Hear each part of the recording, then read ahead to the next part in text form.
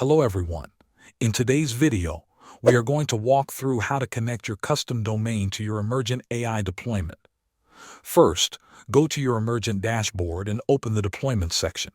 Find your project and locate the option called Custom Domain. Click on the button that says Link Domain.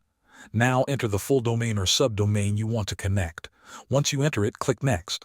Emergent will now display the DNS records that you need to add to your domain provider. Usually, it will give you an A record.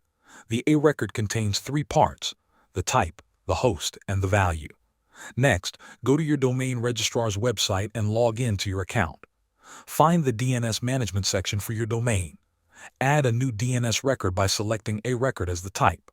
Then enter the host, the IP address you copied from Emergent, and leave the TTL setting to default. If you are using Cloudflare, make sure the record is set to DNS only and not proxied. Otherwise, the verification might fail. After saving your DNS record, go back to your Emergent dashboard and click the Check Status button. It might take between 5 and 15 minutes for the verification to complete, but in some cases it could take up to 24 hours depending on your DNS provider. Once it is verified, Emergent will confirm that your domain is successfully connected. Your app will now be accessible through your custom domain. Thanks for watching.